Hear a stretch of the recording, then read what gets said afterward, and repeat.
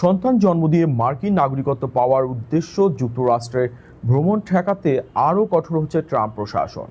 Birth tourism ঠেকাতে গঠিত বিশেষ টাস্ক ফোর্স ইতিমধ্যে 600-এর বেশি ভিসা বাতিল করেছে। ভিসাধারীদের কার্যক্রম পর্যালোচনার পাশাপাশি সরকারি সংস্থাগুলোর তথ্য বিশ্লেষণ করে জন্ম পর্যটনের সঙ্গে জড়িতদের শনাক্ত করা হচ্ছে। নতুন এই কঠোর নীতি নিয়ে বিস্তারিত থাকছে প্রতিবেদনে। যুক্তরাষ্ট্রের সন্তান জন্ম দিয়ে নাগরিকত্ব পাওয়ার উদ্দেশ্যে বিদেশিদের ভ্রমণ ঠেকাতে নতুন করে কঠোর পদক্ষেপ নিয়েছে ট্রাম্প প্রশাসন। এই কর্মসূচির আওতায় বিশ্বের বিভিন্ন দেশের নাগরিকদের 600-এরও বেশি ভিসা বাতিল করা হয়েছে বলে জানিয়েছে মার্কিন পররাষ্ট্র দপ্তর। পররাষ্ট্র দপ্তর জানিয়েছে birth tourism prevention task force নামে একটি বিশেষ টাস্ক ফোর্স গঠন করা হয়েছে। এই সংস্থা বিশ্বজুড়ে ভিসাধারীদের ভ্রমণ ও কার্যক্রম পর্যালোচনা করছে।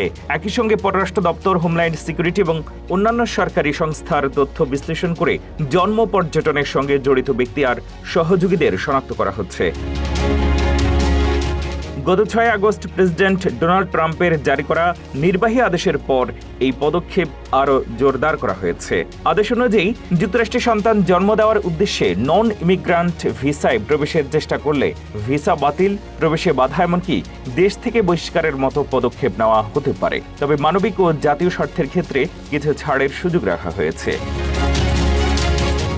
মার্কিন কর্মকর্তারা বলছেন, জন্ম পর্যটনকে ঘিরে একটি লাভজনক ব্যবসা গড়ে উঠেছে। কিছু প্রতিষ্ঠান জুলা মিডওয়াইফ বা ওয়েলনেস সেবার আড়ালে যুক্তরাষ্ট্রে সন্তান জন্ম দেওয়ার ব্যবস্থা, ভিসা পরামর্শ ও হাসপাতালের যোগাযোগ করে থাকে। কোথাও কোথাও ভুয়া মেডিকেল নথি তৈরি এবং ভিসা কর্মকর্তাদের কাছে ভ্রমণের প্রকৃত উদ্দেশ্য গোপন করার অভিযোগ রয়েছে। এদিকে যুক্তরাষ্ট্রে জন্মগ্রহণকারী শিশুর নাগরিকত্বের বিষয়টি 14তম সংশোধনীর সঙ্গে দীর্ঘদিন ধরে সম্পর্কিত।